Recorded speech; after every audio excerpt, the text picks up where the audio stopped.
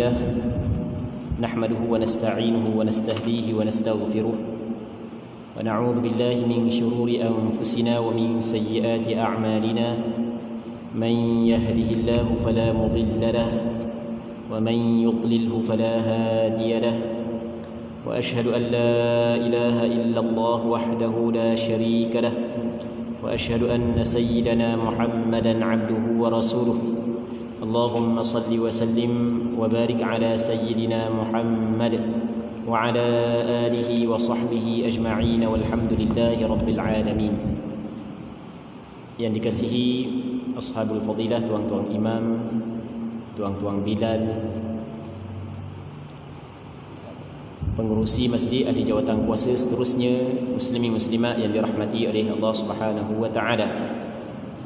Alhamdulillah, sama-sama kita memanjatkan kesyukuran kehadrat Allah Subhanahu wa taala kerana pada malam yang mulia ini masih lagi Allah Subhanahu wa taala memberi ruang dan peluang kepada kita untuk sama-sama kita berada di dalam majlis ilmu, majlis zikir, majlis yang menjadi sebagai rezeki makanan rohani, yang mana kita berdoa kepada Allah Subhanahu wa taala agar majlis ilmu yang kita adakan pada malam yang mulia ini diberkati oleh Allah Subhanahu wa taala. Muslimin muslimat yang dirahmati oleh Allah Subhanahu wa taala, kitab yang kita akan bincang pada malam ni nama dia adalah kitab Al-Mukhtasar Al-Latif, penjelasan fiqh ibadat menurut mazhab Imam Syafi'i yang dikarang oleh Al-Imam Al-Allamah Abdullah bin Abdul Rahman Bafadal Al-Hadrami yang wafat pada tahun 918 Hijrah. Jadi kitab ni di antara kitab yang dijadikan teks pengajian fiqh ibadah menurut mazhab Imam Syafi'i, boleh dikatakan di semerata tempat. Cuma dia tidak semasyhur kitab-kitab yang lain. Muslimin muslimat yang dirahmati oleh Allah Subhanahu wa taala, buku ni kita baca dah sebelum daripada ni beberapa kali. Ni kali yang keberapa yang berlupa dah. Baik, kita sambung pada muka surat 8. Rasa betul dah muka surat 8 rasanya. Faslun, katanya wa man intaqada wudu'uhu haruma alaihi as-salatu wat-tawafu wa massul mushafi wa hamluhu wal lawhil maktubi lid-dirasah wa yahillu hamluhu fi amti'atin aw darahim wa yahillu hamluhu lis-sabiyyil mumayyiz wa massuhu lid-dirasah. Maksudnya,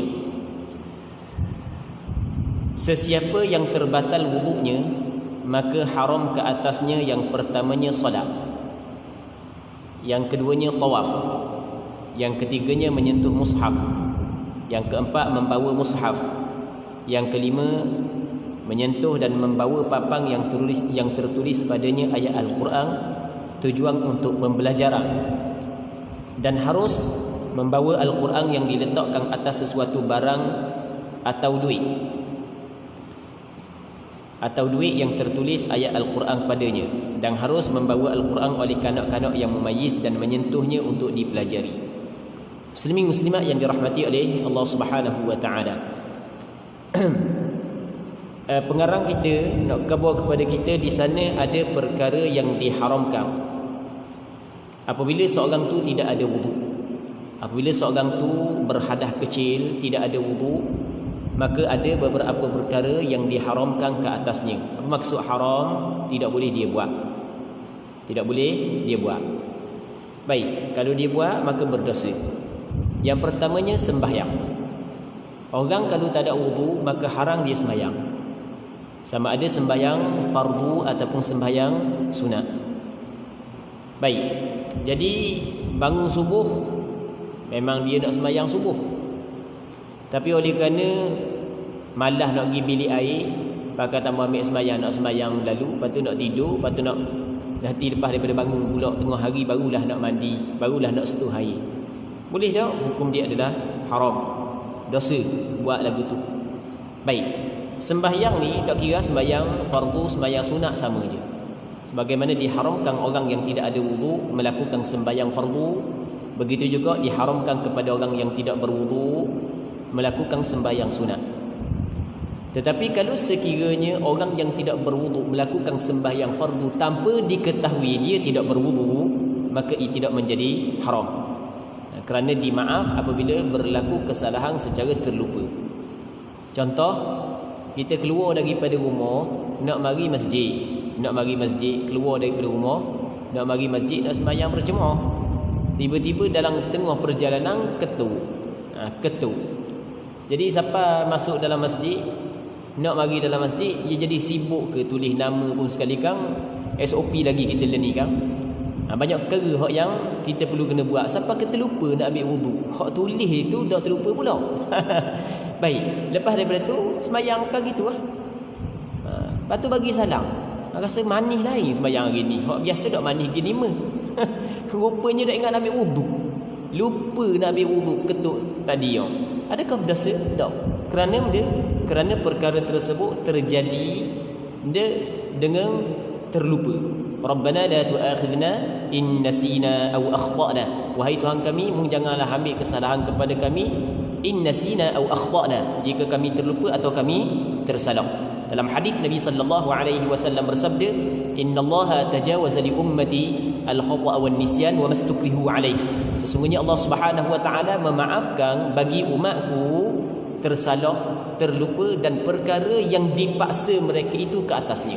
Jadi kalau benda tu terjadi kerana tersalah, kerana terlupa ataupun terpaksa, ada orang memaksa dia buat, walaupun benda tu salah, maka dimaafkan. Allah Subhanahu wa taala memaafkan. Yang tidak boleh dengan sengaja. Cuma sembahyang hak yang dilakukan tanpa wuduk tidak gugur kewajipan. Wajib kena sembahyang semula. Lepas ambil wuduk kena sembahyang semula. Baik. Jadi yang pertama hak yang diharamkan kepada orang yang tidak ada wuduk adalah sembahyang. Sama ada sembahyang fardu ataupun sembahyang sunat. Bahkan menurut mazhab Imam Syafi'i disamakan dengan sembahyang sujud syukur, sujud tilawah. Sujud syukur dan sujud tilawah menurut pandangan mazhab Imam Syafi'i dan pandangan majoriti ulama. Pandangan majoriti ulama mengatakan bahawasanya mesti kena berwuduk.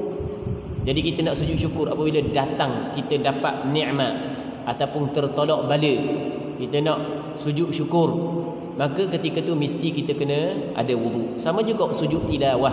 Sujud tilawah sujud bacaan Al-Quran. Dalam Al-Quran ada beberapa ayat yang mana apabila kita sampai kepada ayat tersebut sunat kita sujud, maka mesti kita kena ada wuduk. Kalau tidak ada wuduk maka tidak boleh kita sujud. Itu perlu kita kena tahu, muslimin muslimat yang dirahmati oleh Allah Subhanahu wa taala. Jadi ada sebahagian daripada pemain bola ketika dia berhanggu, lepas tu dia sujud syukur, air sembahyang tak tahu mana, lepas tu menyalahi pandangan mazhab Imam Syafi'i dan menyalahi pandangan majoriti ulama. Baik. Okey. Itu yang pertama. Dah ada juga pandangan yang mengatakan tidak ada wuduk pun tidak menjadi masalah, ada pandangan segelintir. Baik, cuma pandangan tersebut kalau kita nak bincang panjang lagi lah, tapi walaupun bukan tajuk kita, sebenarnya boleh juga kita sentuh sikit. Dia sebenarnya sujud syukur adalah disunatkan ketika datang nikmat secara datang nikmat kita dapat nikmat ataupun tertolak bala. Adakah sobat go tu dia termasuk dalam nikmat atau perlu kita kena bincangkan? Adakah termasuk dalam nikmat sehingga kan pergi sujud syukur? Baik, muslimin muslimat yang dirahmati oleh Allah Subhanahu wa taala. Seterusnya katanya yang keduanya tawaf. Jadi orang yang nak mengerjakan tawaf mesti kena ada wudu. Kalau tidak ada wudu, haram dia melakukan tawaf. Dia tawaf ni dia ada tawaf fardu, ada tawaf sunat. Cuma perbincangan berkenaan dengan tawaf secara terperinci kena bincang dalam bab umrah dan bab haji. Cuma kita cover secara ringkas. Tawaf di sana ada tawaf rukun, tawaf wajib, tawaf rukun umrah, tawaf rukun haji. Okey, itu tawaf wajib. Tawaf wada', kita nak balik kan, nak balik kampung kita tawaf wada' dulu, selamat tinggal melengkang untuk perempuan yang haid. Itu dipanggil tawaf wajib. Ada lagi tawaf nazar, termasuk dalam tawaf wajib. Orang tu dia bernazar untuk mengerjakan tawaf. Sama ada tawaf wajib ataupun tawaf sunat mesti kena ada wudu. Tak boleh kalau sekiranya kita nak tawaf kita tidak ada wudu. Bahkan ketika kita sedang tawaf tiba-tiba terbatal wudu kita, maka ketika itu kita kena keluar daripada tawaf, ambil wudu, lepas tu sambung semula. Yang ketiganya menyentuh mushaf. Mushaf ni Al-Quran. Jadi Al-Quran suci itu hukum dia haram sentuh. Dan helayang-helayang Al-Quran pun haram kita sentuh kalau sekiranya kita tidak ada wudu. Dan menyentuh mushaf diharamkan kepada orang yang tidak ada wudu. Kena ingat, ini adalah pandangan yang disepakati oleh 4 mazhab. Tidak boleh orang yang tidak ada wudu menyentuh mushaf, tidak dibolehkan. Atau pandangan majoriti ulama lah, lebih tepat kita kata pandangan majoriti ulama. Majoriti ulama mengatakan tidak boleh menyentuh mushaf ketika kita tidak ada wudu, haram. Yang keempat, membawa mushaf. Apa makna membawa mushaf? Bawa Al-Quran. Jadi kita tak sentuh tapi bawa. Kalau ada bekas plastik ke, beg ke, Quran dalam, kita bawa. Sedangkan kita tidak ada wudu, maka tidak dibolehkan. Yang kelimanya, dan menyentuh membawa papang yang tertulis padanya Al-Quran untuk pembelajaran. Okey, sekarang ni kita kata ni papang. Lepas tu ada ayat Al-Quran, Qul Huwallah ke, ataupun ayat kursi ke. Dia papang yang tertulis padanya ayat Quran, dia ada beberapa tujuan. Ada tujuan untuk pembelajaran. Mungkin di tempat kita tidak pernah tengok tulis di papang untuk tujuan pembelajaran, melainkan di papan hitam, di whiteboard. Jadi ustaz nak mengajar Quran, ditulis ayat Quran, lepas tu dia ajar. Baik. Ada setengah negara Arab, contoh di Maghribi, sebahagian di Sudan, di Jazair, Algeria, di mana lagi di Mauritania, yang mana pelajar-pelajar menghafal Quran sebelum daripada menghafal dia tulis ke. Dia ambil ia satu papang besar, dia tulis dia menghafal. Tulis dia menghafal. Okey. Jadi dia tulis ayat Quran di papang. Adakah boleh dia nak pegang ketika dia tidak ada wudu? Tidak dibolehkan. Kerana ayat Quran yang ditulis tujuan untuk pembelajaran, dia kekal mengambil hukum ayat Al-Quran, tidak boleh seseorang berpegang kalau sekiranya tidak ada wudu. Berbeza kalau ayat Quran ditulis untuk tabarruk, untuk mengambil keberkatan, bukan untuk pembelajaran. Sebagai contoh, seorang tu dia tulis ayat Quran di papang. Contoh kita kata, dah kira ayat Quran ditulis di papang, tujuan untuk mengambil keberkatan, maka tidak menjadi masalah dia pegang ayat tersebut. Kalau dulu dia ada duit dinar dan duit dirham. Duit dinar, duit dirham. Yang mana pada duit dinar tersebut ada setengah duit dinar dia ada tulis surah Al-Ikhlas, Qul Huwallahu Ahad, Allahus Samad, lam yalid wa lam yulad wa lam yakul lahu kufuwan ahad. Jadi kalau sekiranya wajib kena ada wudu, payah nak buat pitih. Dah warna dah buat pitih pergi kedai, tak ada wudu tadi. Jadi payah. Jadi sebab itulah kata ulama, kalau tujuan untuk tabarruk bukan tujuan untuk dirasah, untuk pembelajaran, maka tidak menjadi masalah pegang. Jadi duit yang tertulis padanya ayat Al-Quran boleh kita pegang, kerana tujuannya bukan untuk dirasah, untuk pembelajaran, tapi untuk tabarruk, untuk mengambil keberkatan. Muslimin muslimat yang dirahmati oleh Allah Subhanahu wa taala, kita penghujung kuliah kita akan buka soalan. Kalau sekiranya ada yang nak tanya berkait dengan yang kita bincang. Seterusnya, dan harus membawa Al-Quran oleh kanak-kanak yang mumayyiz dan menyentuhnya untuk dipelajari. Jadi budak ni dia terbagi kepada dua. Ada budak yang belum mayit, ada budak yang telah mayit. Yang dimaksud dengan budak di sini yang dak balik lagi.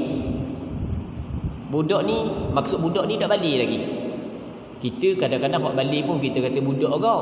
Kita anak umur 16. Suruh semayang, dak cara nak semayang. Dak cakap nak suruh dia main game dia. Kita pun bahasa budak ni, bahasa budak ni panggil budak kau. Pada umur 16 17 dah. Jadi budak di sini, kanak-kanak di sini adalah hak yang belum balik lagi. Dia nak tahu mana balik ke tak? Alamat balik 3. Yang pertamanya cukup umur 15 tahun dengan pengiraan tahun Islam.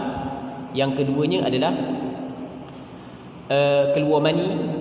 Yang ketiganya keluar darah haid bagi perempuan. Ni alamat balik. Jadi kalau budak saat itu tak balik lagi, maka ia terbagi kepada dua. Yang pertama mumayyiz, yang keduanya tidak mumayyiz. Maksud mumayyiz ni, dia kenal dah mana baik dan mana buruk. Pandai dah, kalau orang kampung dia faham dah, boleh pandai jawab dah. Kanan kiri dia kenal dah.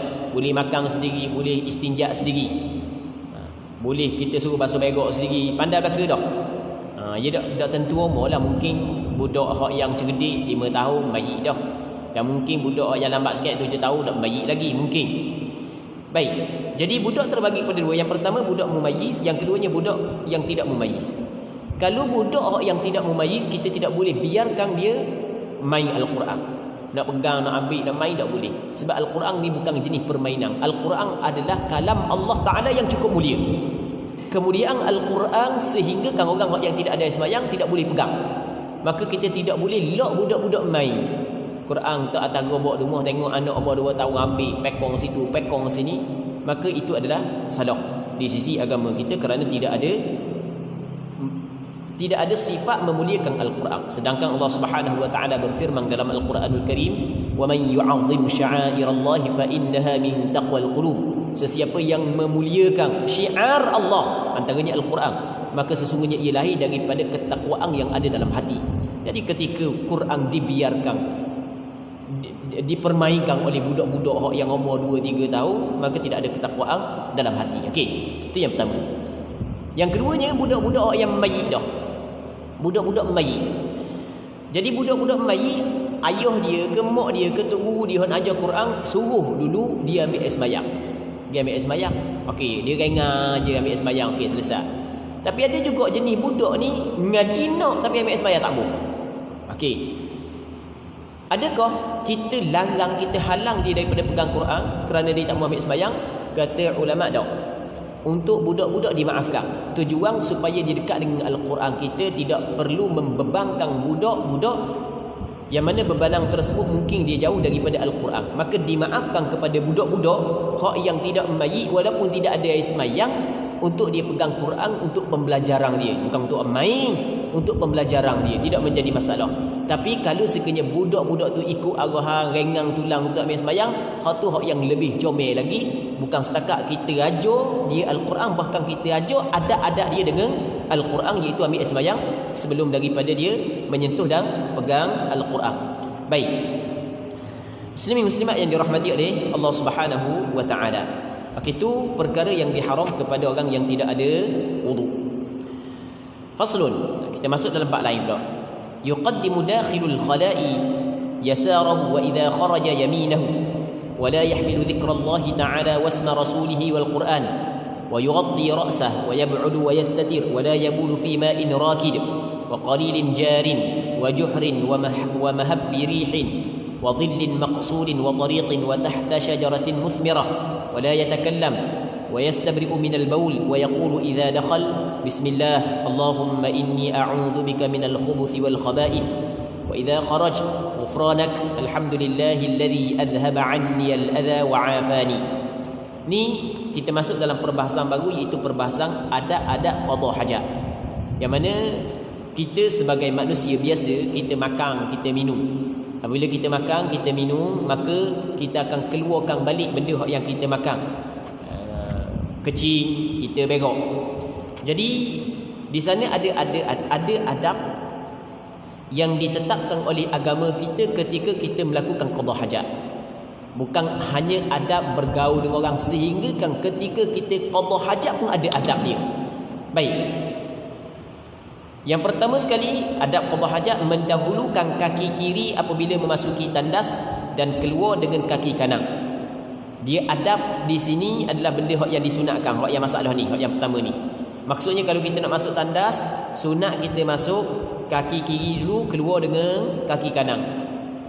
Okey. Ni kalau tandas yang dibina untuk kita qada hajat.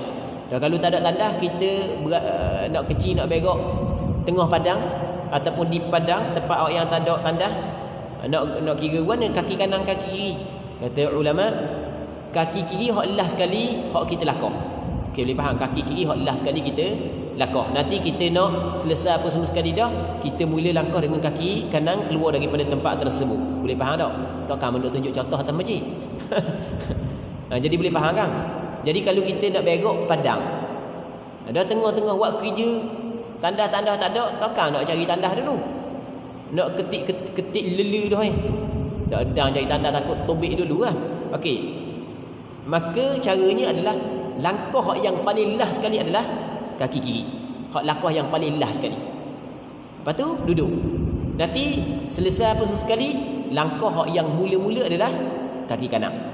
Okey. Hak tu disunatkan. Tapi kalau orang tu masuk kaki kiri dulu, keluar kaki kanan, dia tidaklah haram dan juga tidak makruh. Tidak makruh. Dia tidak haram, tidak makruh, lebih jauh sekali hukum dia adalah haram.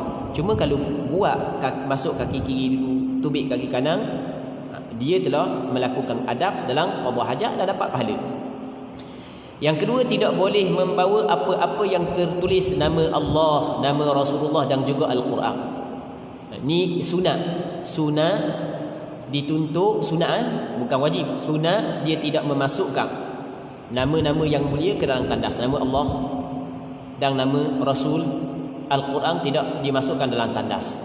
Tetapi kalau dia yakin apabila dia memasukkan nama-nama yang mulia ke dalam tandas, menyebabkan akan mengotori nama-nama tersebut dengan najis, maka ketika itu hukum memasukkan nama tersebut ke dalam tandas adalah haram. Okey, boleh faham kan? Jadi kalau orang tanya apakah hukum memasukkan Al-Quran ke dalam tandas, hukum dia adalah makruh.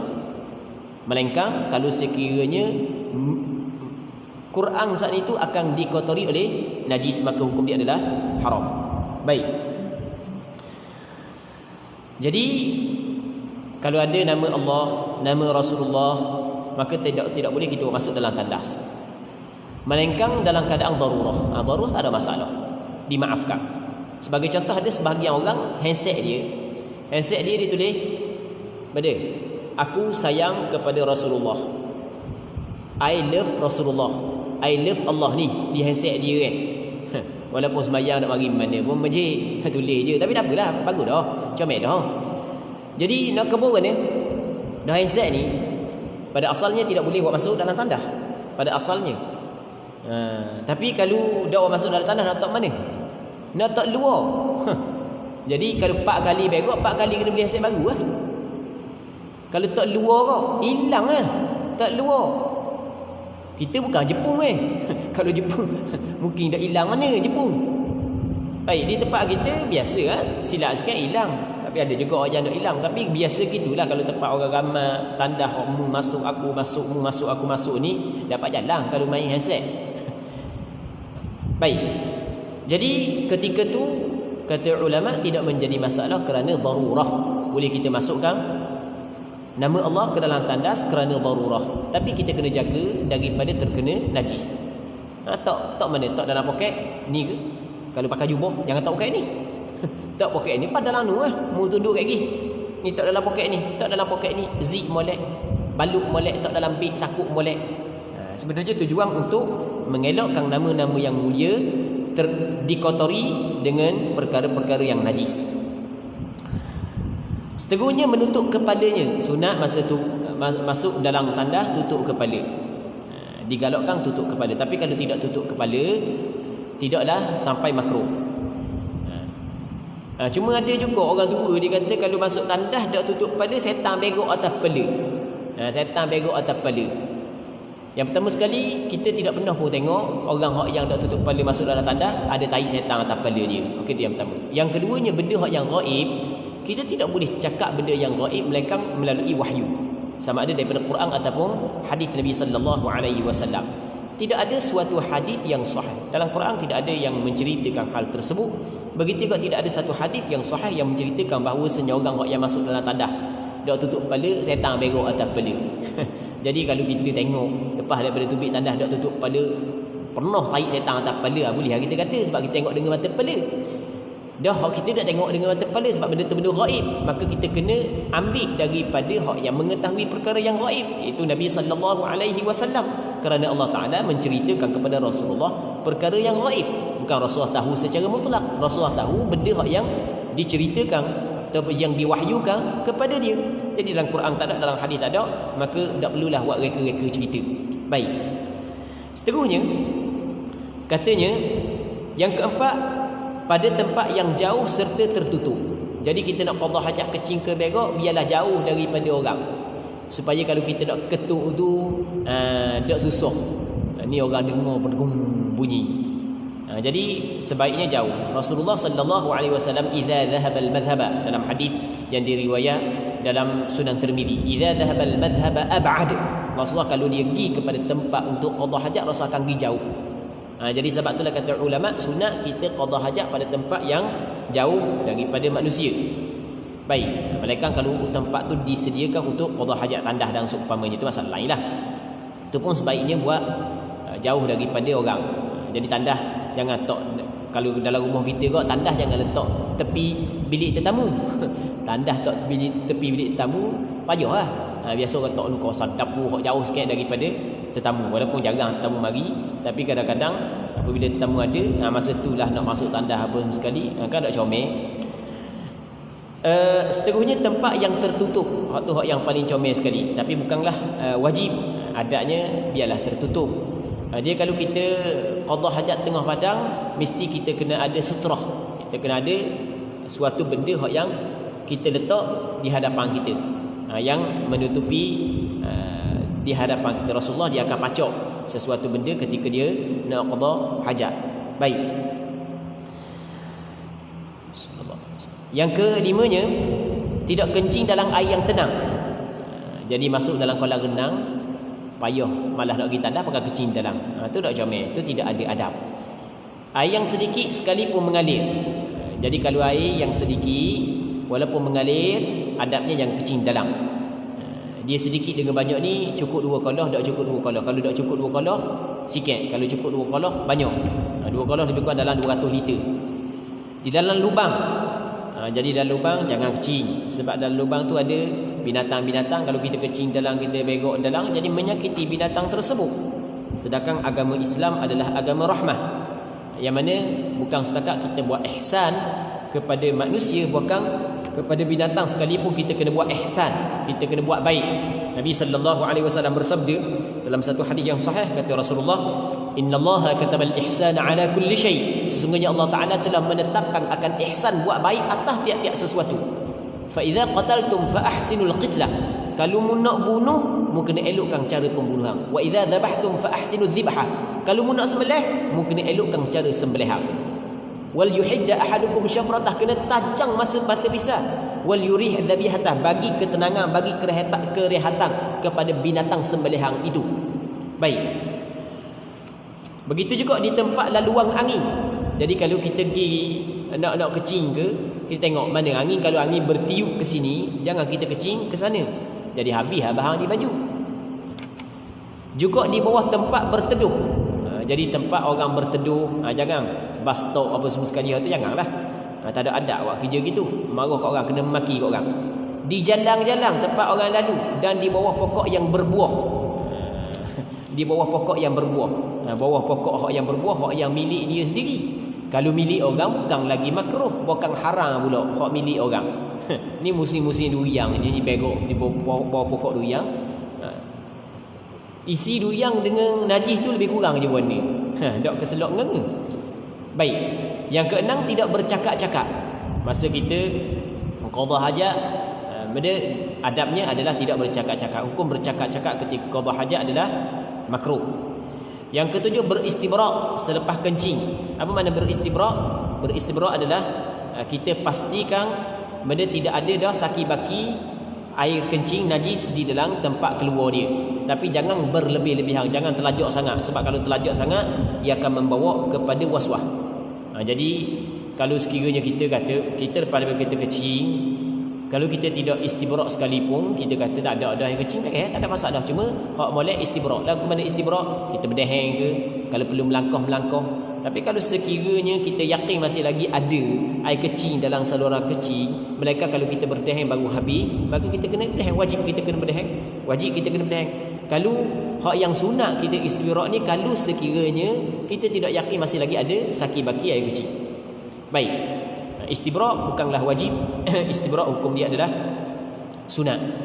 Bagi orang yang tidak yakin saki-baki ada air kecing dalam ada saki-baki air kecing dalam kemaluan dia.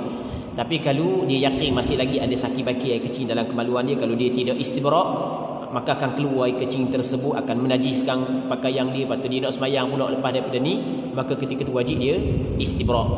Baik, kerana suci daripada najis di antara syarat sah sembahyang.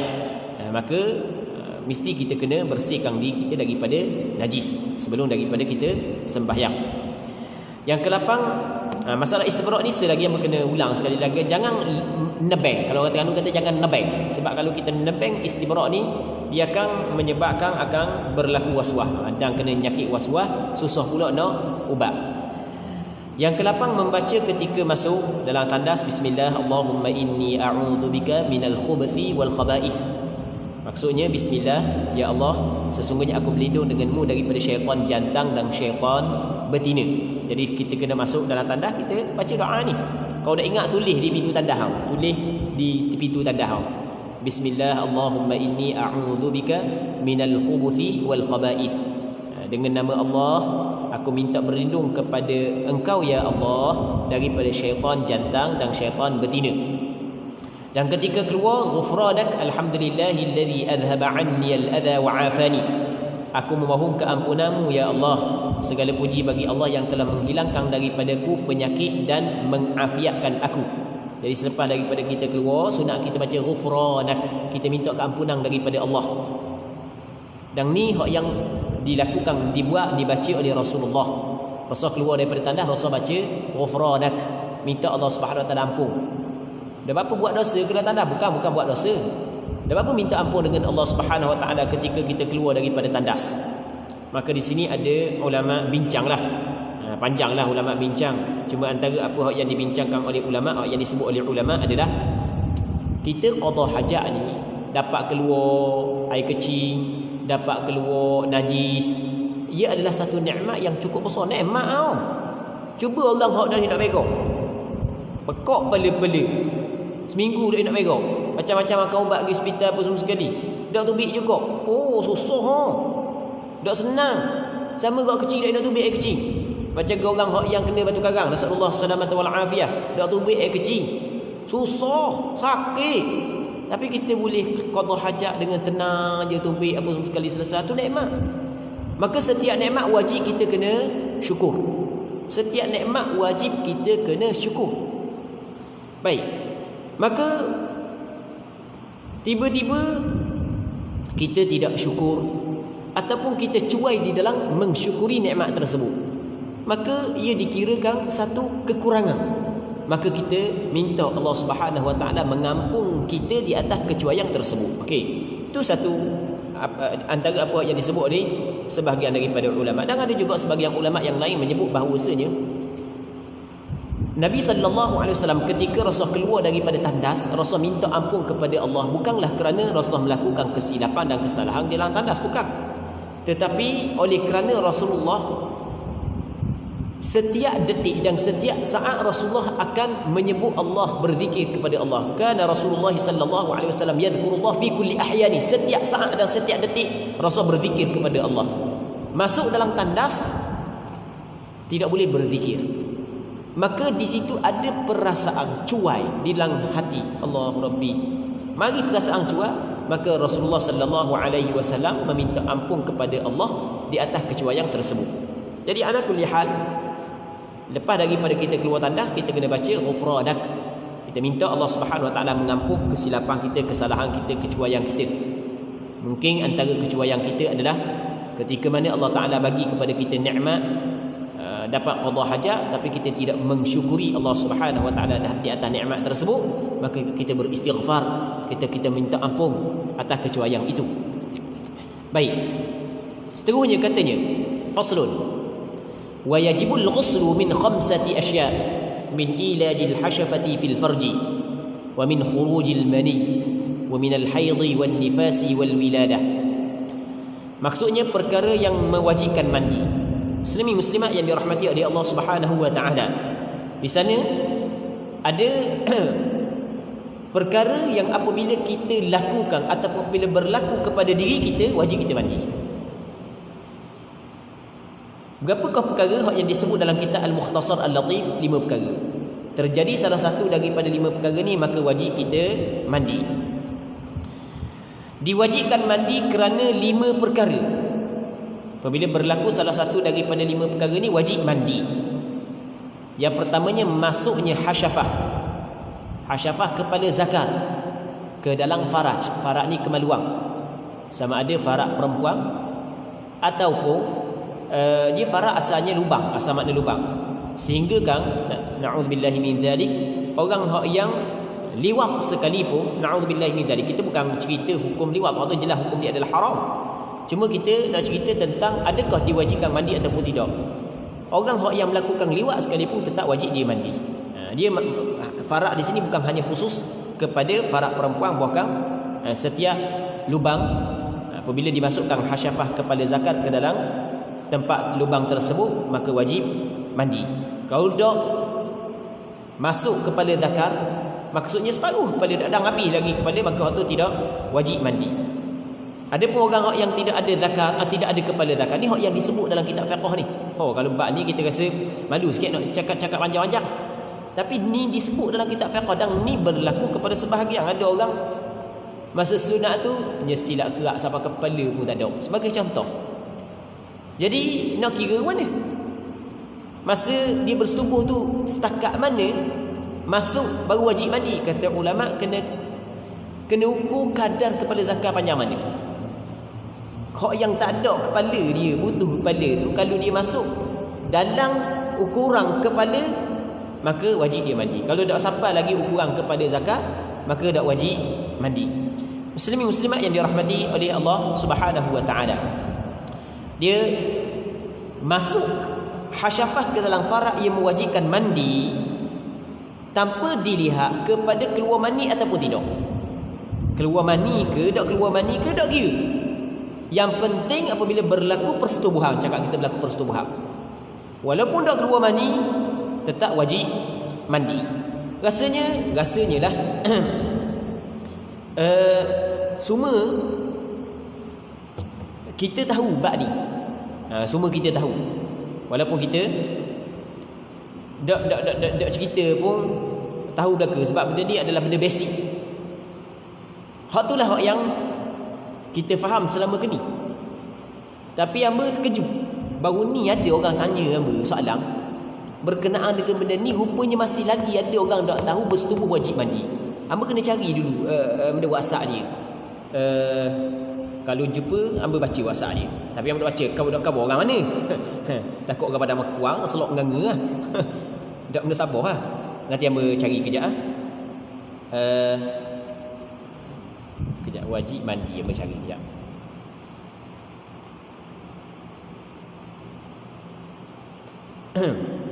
Hamba kejut, ada orang tanya hamba bab ni.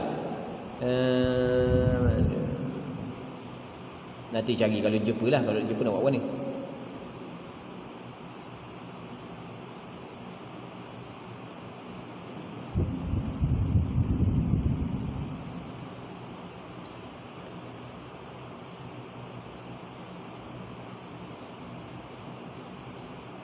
Agak-agak jumpa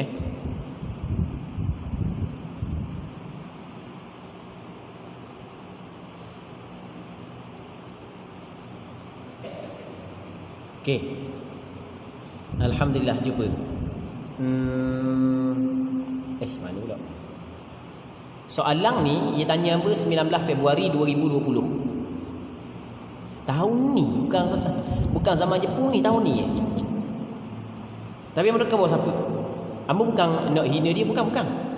Kita tidak boleh menghina seseorang. Dia tanya ni, dia belajar dah.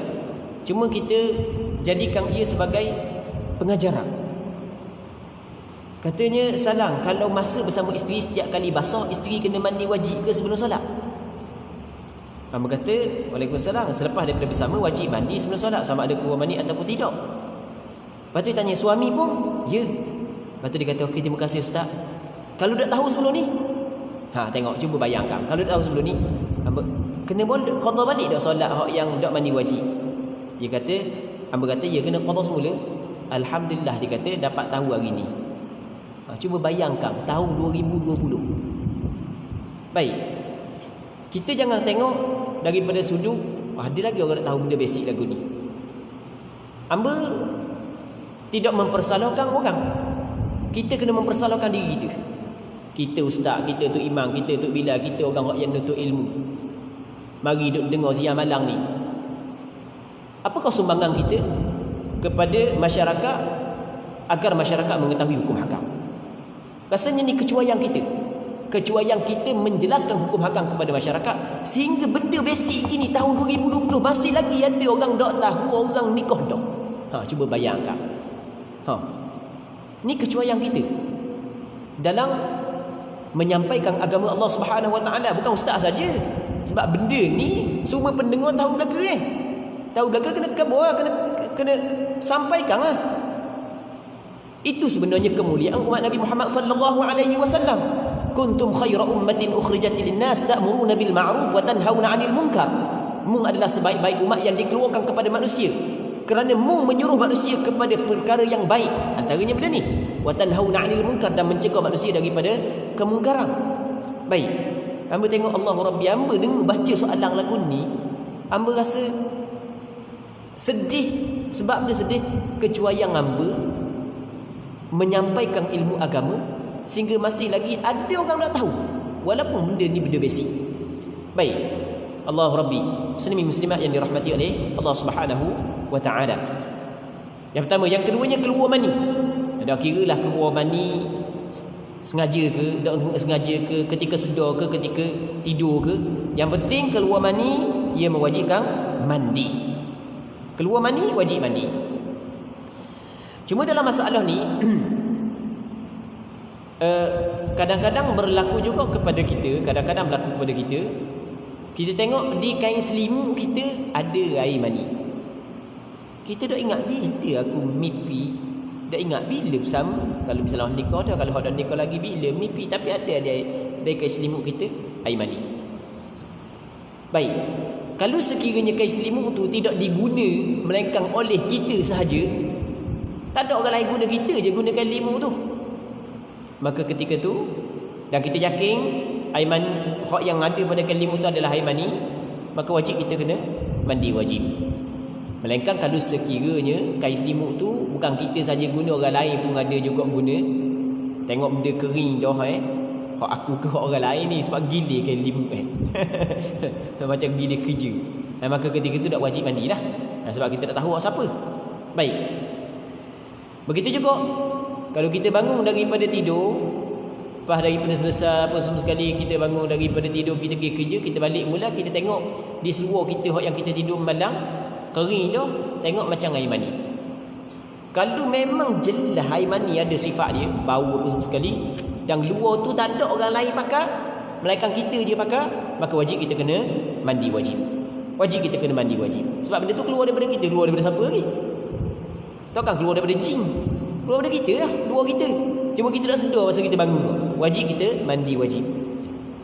Lepas tu sembahyang, kalau kita sembahyang, kata ulama wajib kita kena qada balik sembahyang yang kita sembahyang selepas daripada tidur yang paling akhir, yang kita pakai seluar saat ni. Tidur yang paling akhir, bila tidur paling akhir, kita sedar ada air mani di luar kita pada waktu asar. Kita ingat kita tidur kat tengah hari pakai luar tu, malang tadi kita pakai luar tu kok tidur. Jadi ambil tidur yang paling dekat mana? Tidur zuhur. Jadi subuh tak perlu kena qada. Jadi zuhur dengan asar saja qada kalau sekiranya asar kita sembahyang dah dan habis dah waktu asar. Tapi kalau masih lagi ada waktu asar, kita kena ulang balik sembahyang asar dan hanya qada zuhur sahaja. Okey. Muslimin muslimat yang dirahmati oleh Allah Subhanahu Wa Taala. Berbeza kalau sekiranya kita tengok pada seluar kita, hak yang orang lain tak pakai, kita je pakai, nampak macam air mani tapi ada kemungkinan bukan air mani. Ini benda yang berlaku kepada sebahagian daripada orang, sebahagian daripada orang muda lah khususnya.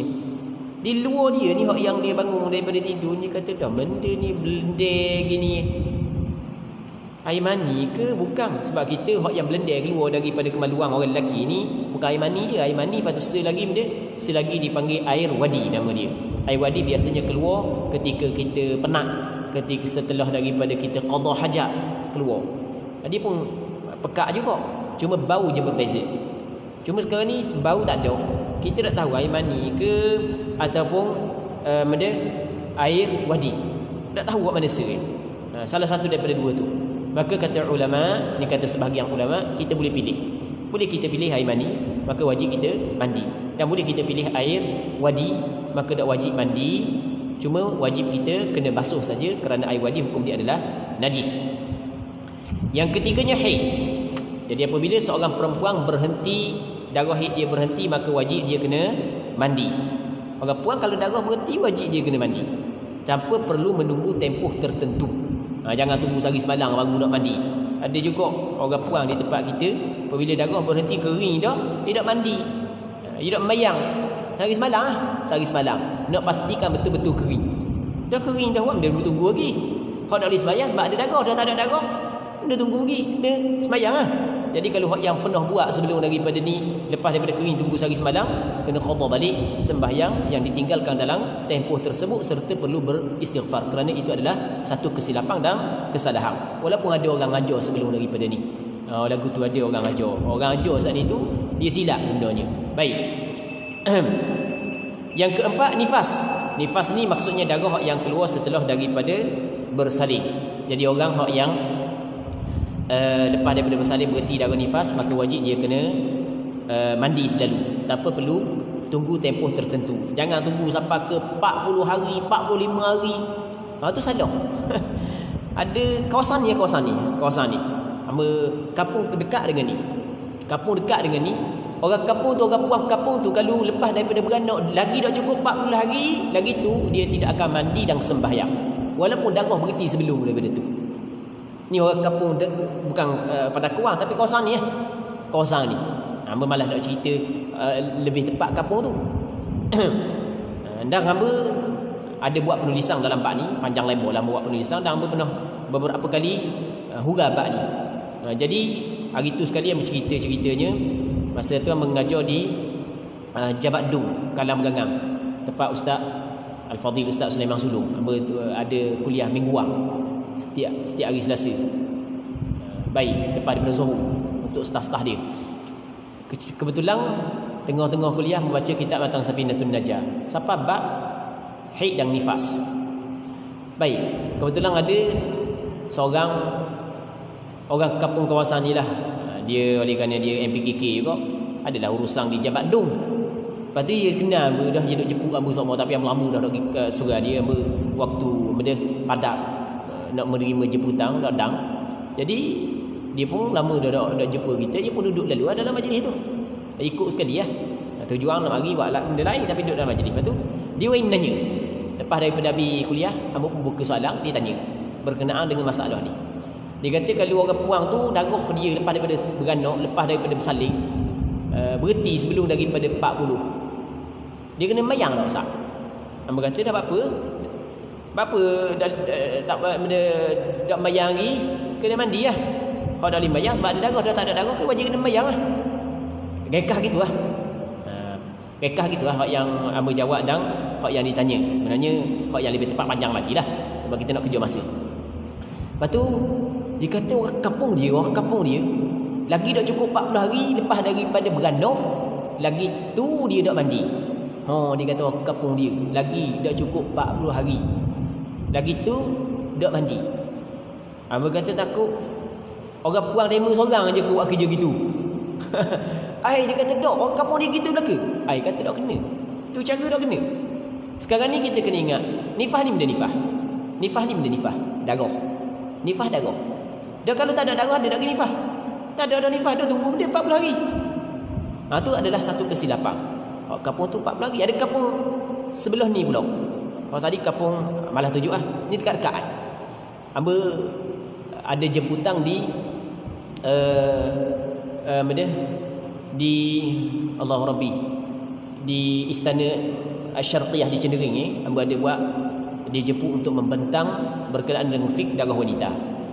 Baik, di balai raya dia lah, untuk staf-staf istana. Seluruh staf istana turun belaka, seluruh staf istana Terengganu turun belaka. Lepas tu secara kebetulan boleh bincang panjang lebar berkenaan dengan darah wanita ni. Ada salah seorang daripada staf istana, dia kata molek kebetulan dia MPKK juga, dia AJK masjid. Dia kata nak pergi masjid kampung dia. Ni cerita lama dah, setahun ataupun 2 tahun lepas gitu lebih kurang.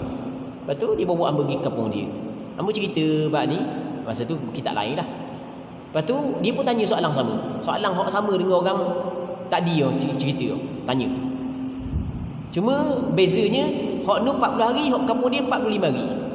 Tambah pula 5 hari. Puang kampung dia lagi dah cukup 45 hari lepas daripada bersalin. Walaupun darah berhenti sebelum daripada tu, tetap dia dak mandi wajib, tetap dia dak sembahyang. Cukup 45 hari baru sembahyang. Itu adalah salah. Dia belajar mana pun tak tahu. Itu adalah salah, meninggal sembahyang dengan sengaja lagu tu. Jadi kalau punca daripada tidak tahu kerana tak belajar, itu jelas salah, sebab benda tu fardu ain. Benda fardu ain pun tak tahu lagi ni. Baik, muslimin muslimat yang dirahmati oleh Allah Subhanahu wa taala. Jadi kalau sekiranya darah nifas berhenti, darah haid berhenti, tidak perlu tunggu tempoh tertentu terus mandi dan sembahyang. Baik, kalau sekiranya ada sebelum daripada ni, bertunggu dulu lagi tak cukup 40 hari walaupun darah berhenti sebelum daripada 40 hari, maka dia kena qada balik sembahyang yang ditinggalkan dalam tempoh tersebut. Yang kelima, last sekali, wiladah. Wiladah ni bersalin. Maksudnya perempuan setelah daripada bersalin wajib dia kena mandi kerana bersalin. Tapi kena ingat, wajib mandi kerana bersalin adalah bagi perempuan yang tidak keluar darah nifas selepas daripada bersalin. Ni jarang berlaku kepada orang puan. Biasanya orang puan lepas daripada beranak tubik darah nifas lalu. Jadi kalau orang puan lepas daripada beranak keluar darah nifas lalu, maka tidak wajib dia mandi kerana bersalin. Hak yang wajib mandi wiladah adalah bagi perempuan yang setelah daripada bersalin tak ada darah nifas. Tak ada darah. Dia kena sembahyang. Lepas tu sebelum dia bersembahyang wajib dia mandi. Mandi kerana dia nifas tak ada, kerana wiladah, kerana bersalin. Tapi kalau ada darah nifas tidak wajib dia mandi kerana wiladah, kerana tujuan mandi untuk sembahyang, sedangkan orang yang keluar darah nifas tidak boleh dia sembahyang. Okey, untuk malam ni kita berhenti sini dulu. Kita buka soalan lebih kurang dalam 3 minit dah. Kalau sekiranya ada, kalau tak ada kita berhenti dulu. Allah Subhanahu wa taala a'la wa a'lam. Ada tak soalan nak tanya benda yang kita bincang saat ni? Tak ada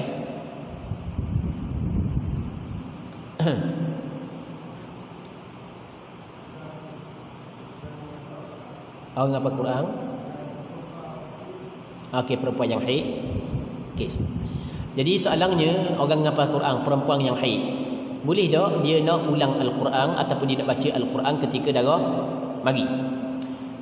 Kita dalam kitab fiqh dia ada sebut 10 perkara yang diharamkan kepada perempuan yang haid. Wa yahrumu bil haidhi 'asharatu asya'. Haram dengan sebab datang haid sama juga datang nifas 10 perkara. Antaranya adalah wa qira'atul Quran bi qasdil Quran. Membaca Al-Quran dengan qasad Al-Quran adalah haram kepada perempuan yang datang haid. Jadi perempuan yang datang haid, sama ada dia menghafal Quran ataupun tidak menghafal Quran, sama ada dia guru Quran ataupun tidak guru Quran, tidak boleh dia membaca Al-Quran ketika darah datang. Ini pandangan majoriti ulama, pandangan mazhab Syafi'i, pandangan mazhab Hanafi dan pandangan mazhab Hanbali. Pandangan majoriti ulama mazhab bahawasanya perempuan yang haid tidak boleh dia membaca Al-Quran, sama ada dia menghafal Quran ataupun tidak, sama ada dia guru Quran ataupun bukan guru Quran, sama ada dia nak belajar ataupun tidak boleh dia baca Al-Quran, ulang Al-Quran ketika dia datang haid dengan qasad Al-Quran. Kalau doa itu lain, kalau zikir itu lain. Namun di sana ada pandangan sebahagian daripada ulama fiqh, pandangan dalam mazhab Maliki, bahawasanya perempuan yang haid boleh baca Al-Quran, tapi dengan syarat ketika darah sedang keluar. Ketika darah sedang keluar, dalam mazhab Maliki boleh baca Al-Quran. Maka bagi perempuan yang menghafal Quran tidak menjadi masalah, dia bertaklid kepada mazhab Maliki dalam masalah ni. Tapi kena ingat, mazhab Maliki dikata dibolehkan ketika darah sedang keluar. Tapi kalau darah berhenti sebelum daripada mandi wajib, tak boleh. Bahkan dia kena mandi wajib dulu. Boleh faham kan? Ketika darah sedang keluar. Begitu juga ada satu pandangan dalam mazhab Syafi'i. Dalam mazhab Imam Syafi'i ada satu pandangan mengatakan diberi keringanan kepada guru Quran, kepada orang yang belajar Quran, perempuan yang datang haid, dia adalah guru ataupun dia adalah pelajar Al-Quran, untuk membaca Al-Quran ketika dia datang haid. Namun pandangan majoriti ulama tidak dibolehkan. Sebaik-baiknya adalah elokkan membaca Al-Quran oleh perempuan ketika dia datang haid. Itu sebaik-baiknya kerana majoriti ulama. Apa makna majoriti? Kebanyakan ulama. Bagaimana kebanyakan ulama? Mazhab Syafi'i. Kalau sebut kata mazhab ni, dia bukan pandangan seorang, bukan pandangan orang, pandangan beribu orang ulama-ulama yang besar. Mazhab Hanafi, beribu ulama dalam mazhab Hanafi. Pandangan mazhab Hanbali mengatakan tidak dibolehkan. Jadi sebaik-baiknya elokkan membaca Al-Quran ketika datang haid oleh perempuan yang menghafal Quran ke ataupun tidak menghafal Quran. Dah repuang orang hok dak ngapa Quran dia tidak tahu masalah kalau dak baca Quran. Orang ngapa Quran dia tahulah. Orang hok yang ngapa Quran kalau dia dak ngulang, orang ngapa Quran kalau dia dak jadikan wirid 3 juzuk sehari ngulang lupa. Sekurang-kurang 3 juzuk sehari dia kena ngulang. Dah datang hit nak ngulang mana? Okey, sebenarnya dalam mazhab Imam Syafi'i ataupun dengan majoriti ulama, cara nak ngulang mudah aja. Caranya adalah dia lalukan ayat Al-Quran dalam pemikiran dia. Ingat Bismillahirrahmanirrahim, alhamdulillah, lalu dalam pemikiran dia. Ataupun dia gerak bibir mulut tanpa bersuara. Dia membaca adalah bersuara. Gerak bibir mulut tanpa bersuara itu menurut pandangan majoriti ulama. Namun ada pandangan segelintir ataupun sebahagian ulama fiqh mengatakan tidak menjadi masalah. Jadi kalau bagi perempuan nak bertaklid pada pandangan yang mengatakan tidak menjadi masalah, tidak dibolehkan. Hukum dia adalah dibolehkan. Tapi sebaik-baiknya adalah dielokkan untuk keluar daripada khilaf, kerana di sana ada kaedah fiqh menyebut al-khuruju minal khilafi mustahab. Keluar daripada khilaf adalah digalakkan dan disunatkan. Okey, wallahu a'lam. Kita berhenti situ dululah untuk malam ni. Allah Subhanahu wa taala a'la wa adam. Allahumma haqqiqna bi ittiba'i nabiyyika Muhammadin sallallahu alaihi wasallam zahiran wa batinan. اللهم اجعلنا ممن يستمعون القول فيتبعون احسنه. صل اللهم وسلم وبارك على سيدنا محمد وعلى اله وصحبه اجمعين. الحمد لله رب العالمين.